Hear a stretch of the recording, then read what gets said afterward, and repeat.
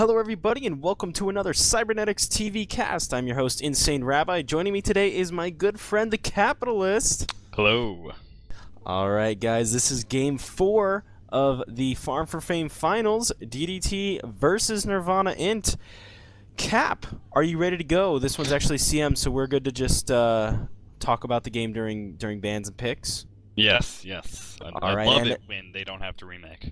Yeah, right? And as always, we are at 10 seconds in the replay. In this case, it's actually 0-0 in-game with the Captain's Mode menu up, but no picks, no bans, no nothing. It's kind of blank. So, we should be good to go. Zerak, you're good? All right, Cap, I know you're good. So, do the countdown for those of you with the audio cast at home.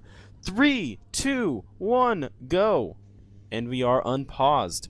Cap, take it away. My roommate is going to be going to bed here, so I'm going to do some strategic analysis under my breath.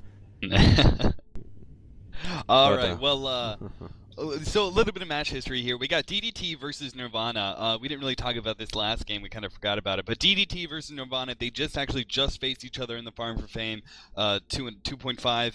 And they faced each other, and Nirvana actually won 2-1. So DDT went down to the losers brackets, and now they're facing each other again. DDT versus Nirvana in the finals. Nirvana actually, because they already faced DDT and they beat them 2-1, they actually had a game advantage. So right off the bat, they started off 1-0. And then game 2, we're going to call it game 2. There was game 1 that was automatically forfeited. So game 2, we got DDT actually picked that one up due to a drop from Santa, not the big jolly red man, but the DotA master. Santa's real, kids. and then game 3 went DDT's way as well. We just did the cast on that one. DDT came out with Loda playing Spectre. That was a huge play. I gotta say, I really enjoyed watching Spectre that match. And then now game 4, potentially a game breaker, or not a game breaker, a tournament breaker, something. I don't know. DDT could take it all, is what I'm trying to say. 2-1 right now in favor of DDT. So if they win this one, they win Farm for Fame, and I believe it's 2,000 euros go their way. So yeah. So a huge prize pool along with bragging rights, as always. Nirvana, they want to take this game, man. They want it badly. All right. So bans so far. Talk to me about them, Cap. Well, okay, so right out the bat, we'll just go linear, right? So Misery, DDT banning Medusa, Broodmother, and Phantom Lancer. So you got those really hard carries. They want to take out the pool. Of course, Medusa being arguably a very imbalanced hero. Just being able to sit in lanes and just farm continuously, and then not really being afraid of any sort of ganking due to mana shield plus her ulti. She's just so hard to gank. So, and then their fourth ban actually being Silencer just went up. Interesting play here. I wonder if they just don't like a Silencer, they feel that Nirvana has a really good Silencer player on their team, or if they're actually going to try and build their team based off of the fact that Silencer is banned. We'll have to see what they're going to go for here. But over on Nirvana's side, you got Puppy, the huge captain, banning Slardar, Pugna, and Chen so far.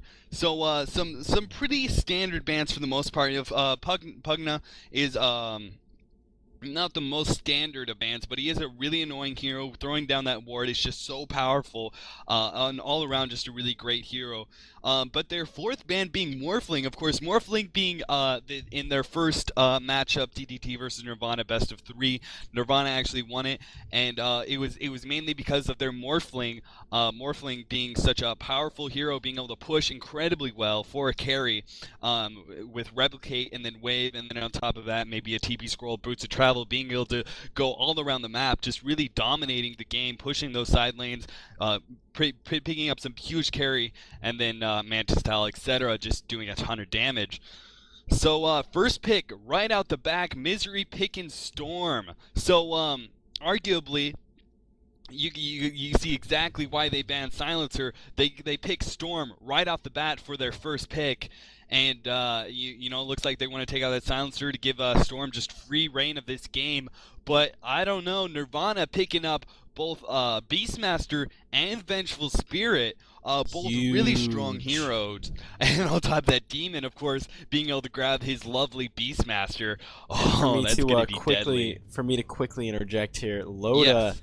actually called it out in chat. He goes, it was something like, "Let us see the BM ownage" or something like that, and he doesn't mean bad mannered. He actually means Beastmaster, knowing that Demon. I mean, Rexar, he's first pick material. He's so strong. You can take him as a second or a third, or you can ban him. But like, a lot of people would agree, he's just so strong in the right hands. He's a very technical hero to play, but Demon does not play Rexar. Demon plays Demon, as has been said numerous times before in previous casts of ours. His Beastmaster is absurd, off the wall, unbelievable, whatever you want to say. It is so enjoyable to watch him play Beastmaster, and we know we're going to see Demon on it here. But Loda kind of calling him out, saying he wants to see Demon on Beastmaster. I think he wants to see his opponents at their best, so they have no excuses when Loda stomps him in the face. So definitely, you know, quite a ballsy move by by Loda and the rest of this DDT team, giving Rexar to Demon. But we'll see how it plays out. As you said, Storm Spirit first pick, then Rexar Venge going to Puppy over there. And now we see a Tinker Maiden 2-3. That is some serious burst damage. Cap, talk to me about that. Well, I gotta say, they all around they have some great movement so far on these carries that they have. Storm Spirit being able to just run around the map all over the place with his ulti. You know, once he gets some serious intelligence items, he's gonna be all over the place, bouncing in and out of fights. But then you got, on top of that, you got Tinker now. As soon as he hits Boots of Travel, he's gonna be bouncing all over between lanes, potentially ganking or potentially just farming as much as possible and pushing lanes. You know, they're gonna have to have really good movement on Nirvana's side in order to really be able to watch out for this Tinker slash Storm Panda that they got going on here. But on top of that, Crystal Maiden being a huge pick. Of course, you always love to see a Crystal Maiden when you have a Storm on your side. You know, such a mana consuming hero. It's nice to have that huge aura being able to go off. But on top of that, Tinker himself being also a huge burst damage and huge amount of mana there. You know, CM just really complements both soft carries here really well. But then we got DDT side. They counter with their own 3-4 of Earthshaker and Shadow Fiend. So that's going to be right now we see Beastmaster, Vengeful Spirit, Earthshaker, and Shadow Fiend. So we got a lot of really nice stun burstage going down, which is exactly what you need to be able to take down a Storm Spirit. You know, that guy. You know, Storm Spirit is potentially one of the most strongest heroes in the game, in the right hands, and if he's not countered correctly with the right heroes. But I really think Nirvana has a strong lineup to go against Storm Spirit, and I think Beastmaster is most importantly the best hero to go against that Storm Spirit, just having a really nice long-range stun like that has a really low cooldown for an ultimate. He's going to be able to run around, hopefully gank Storm Spirit as much as possible, followed up by all these long-range stuns like Earthshaker and Vengeful Spirit, you know, and then followed up by the burst damage of Shadow Fiend. Hopefully they're going to be able to take out Storm Spirit before he can just bounce around the map too much and really dominate too heavily. So we'll have to see what DDT counters with their own 4th, 5th pick.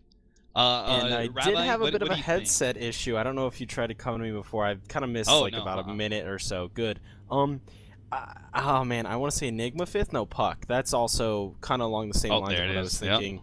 So yeah. I mean, the only interesting thing to see, are we going to see Maiden Storm? I believe that'll actually be the lane. We'll see Puck Tide, and then we will see Tinker. You can also potentially see Tide Jungle.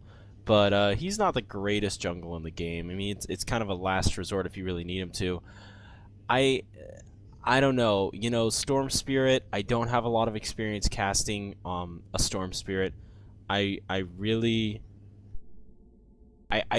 if he gets buff, I know he can get buff. But against this team, man, it's just so much chain CC, so much burst, like you were saying. I mean, Puck and Tide going to be able to, you know, kind of CC people off him. Tide with the ult, Puck coming in, throwing the silence. throw in a mini stun, although it is a stun. It's a basically a movement disable. I mean, it's gonna be solid. Wow, Polly. Geez, slap me, Cap. I just